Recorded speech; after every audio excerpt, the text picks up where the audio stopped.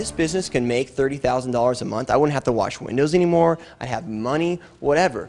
That happened literally, like I remember that when we put the website online, we made $1,000 in a day. And I couldn't believe it because times 1,000 times 30, you got 30 grand. And all of a sudden, this business started to grow from this need. I didn't imagine how many people wanted screen printing stuff. And that's when we really started to develop a team. Now, our first team member was Sean. He was hired, I think, in July of 2004. He's our marketing manager right now and director at our company. But we started just developing this website and learning how to do and play the online game. By the end of 2004, we were up to 4 team members. We were actually started this in my bedroom, and then another guy who works at our company now, his name is Jeff, we actually rented his house, rented his pole barn. We would build these presses. Got a guy named Eric. He actually made better wood presses than I did, so I let him build the presses, then we just sold them. Sean and I sold them online, then we'd pack them out together and ship them out. So by the end of 2004, our first official year of business, we hit about $200,000 in revenue. And that's when really things started to take off, because we figured out, going through some internet marketing and learning how to market online, learning how to know how to purchase and basically buy customers online, how much your customer is worth to you and how much profit that will give you, figured out, hey, we can actually grow really fast if we just went out and spent some money. Because we figured out we spend $1 to get a customer that spends $4. So we're 4 times in our money, and we just went out and found out as many different ways to buy customers through, actually back then in 2005, it was Yahoo, now basically Google search, but paid advertising. Back then, there were so many different ways, there still is, to go acquire online purchase, basically online views to your website. And that took us from basically a couple $100,000 in sales in 2004. By the end of 2005, we were at just under $4 million in sales. By the end of 2006, we were at $8 million in sales. So that was like boom, boom, boom, and it was crazy. We had we went from 3 guys to 20 guys to 30 guys. We started buying different companies. We expanded into Arkansas, bought a facility over there. We were really developing a very, very cool team. And we were focused on growth. Let's go out and get as many customers to our website as possible. We used to joke around the office like, okay, well, because when you're growing like that, you're able to fund a lot of growth naturally.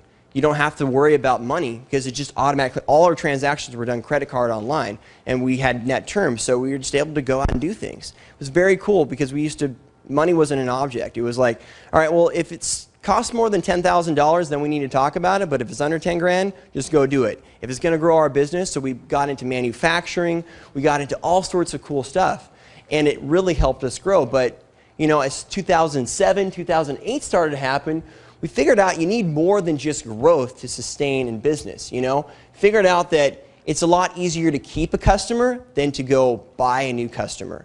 Some of the challenges that investors face as they look at opportunities really revolve around quality deal flow and being able to ferret out the opportunities that really merit their time to consider, and then ultimately the companies that they could potentially invest in that could be successful and produce a good return on investment. Once they find a good opportunity, they have limited capacity to do due diligence. You hear investors talk about, well, I'm just going to take a look at things that are within my domain, within my area of expertise. Well, it's hard to find a lot of companies in your area of expertise that you can really evaluate sometimes, and oftentimes you have a difficult time having the breadth to be able to really look at it, even if you do have expertise in the market of the company you're looking at. And then it comes down to negotiating leverage. So you can either write one really big check, but then you've got all your eggs in one basket, and sometimes that's a good plan, particularly when you're investing in your own company or your company's people that you really trust. But it's difficult to negotiate price when it comes to having a portfolio of investments if you're just acting individually. And then after you invest in companies, it becomes even more challenging to support them. As soon as you write that check, then you turn around, you're on the other side of the table, you're an advocate for the company, and you're trying to help that investment be successful. And so how do you do that as an individual as well? And so unfortunately the result is most angels lose money. So what does Keiretsu mean? It's a grouping, it's about partnership, it's about our companies working together, it's about our members working together, and it's about building trust. And as we trust each other and we work together in a way that produces very high quality investment opportunities. We often asked,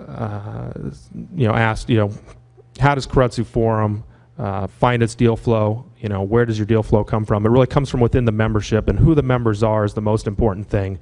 And so our members have been successful in growing their businesses, have been able to exit. They've been able to do that multiple times over and over again in a whole variety of different industries. And so it's that connection across all those areas of expertise that really helps us to be able to grow and support each other in our angel investing.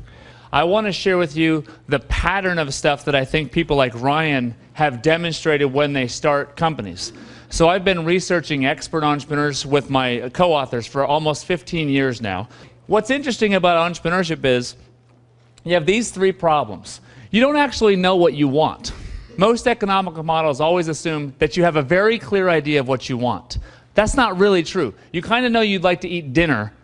You kind of know you'd like to make money, but that's about the clarity that you have at the start when you're doing entrepreneurship. The next thing is, it's just unpredictable in the future. Even if you think you know what you want now, you kind of also know you don't really know where things are going, and that's going to change probably as often as you can possibly imagine. And the last one is, people don't do what you want them to do. So you invent a project that of course people should buy, and you explain to them in very clear terms why they should buy it, and you know your math is correct. And it is, and yet they still don't buy it. They just don't do what you tell them to do. That includes your employers, your suppliers, your customers. Nobody does what you want. And so you have to find ways to overcome these three problems and actually grow a business. So I'm going to teach you a little bit this is a little bit of professor stuff, okay? Effectuation is a really interesting, different way to make decisions. What we normally learn is how to make decisions in a causal or a predictive way. You set a goal. You determine what resources you need to hit that goal, and then you go about figuring out which ones you already have, which ones you need, and can you get them at a price you can afford. Great. If you can, go. Right? And the question is always, what should I do to get to that goal?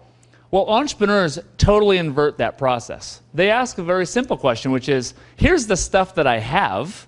What can I do with that? And so they don't shop around for resources, they shop around for goals, right? They assume the means they have, and they look around for goals that they go, I could do that.